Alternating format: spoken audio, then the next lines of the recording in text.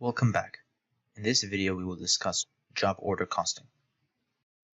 This formula is used by managers to determine the unit cost for a specific job, which helps them determine how much profit they made given what they priced. It only differs from this formula in regards to the scope of the variables. Let's begin by looking at an example of a normal job order cost system. In this example, we have an estimated annual overhead of $720,000, an estimated annual direct labor hours of 576,000, and in January we had actual direct labor hours of 54,000 and actual overhead of 70,000.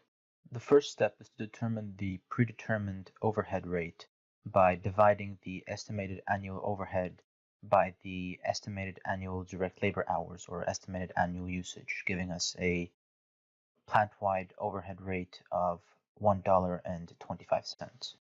Next step is to multiply the actual direct labor hours by the plant-wide overhead rate to determine that the applied overhead was 67,500. Therefore, given that the actual overhead was 70,000, we can determine that in the month of January, management underapplied the overhead by 2,500. Let's use these inputs to go over a more comprehensive example of applying predetermined overhead rates to job order costing. Using the combined direct labor hours of each of the departments, we can determine the plant-wide overhead rate, which is 215,000 plus 288,000 plus 27,000 divided by the sum of the direct labor hours, which is 5,400 plus 14,000 plus 8,000, giving us a plant-wide overhead rate of $51.96. Total direct labor hours for job 1 is 105, and the total direct labor hours for job 2 is 155.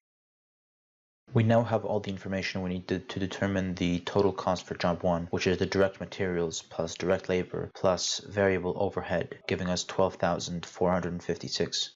You can repeat this same process using the inputs for job 2 to determine that the total cost for job 2 is 19,154. Let's approach this example from another direction by using departmental rates. More specifically, let's use direct labor hours for departments A and C and machine hours for Department B.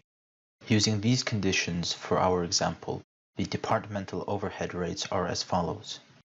The overhead rate for Department A is $48, derived by using direct labor hours as the denominator. Now using machine hours as the denominator for Department B, we determine that the overhead rate is $96. Now repeating what we did for A, we discover that the departmental overhead rate for C is $3.38. Now using these departmental rates, we can determine that the total cost for job 1 is the direct materials cost plus direct labor cost plus the sum of all the departmental rates times the hours for each department, giving us a total cost for job 1 of $12,685. Similarly, the total job order cost for job 2 is $19,046. As you can see, merely changing one of the departmental overhead rates results in different total job costs. Thank you for watching this video on job order costing. We went through the material quite quickly, so feel free to rewind to any section and review it carefully to clear up any confusion.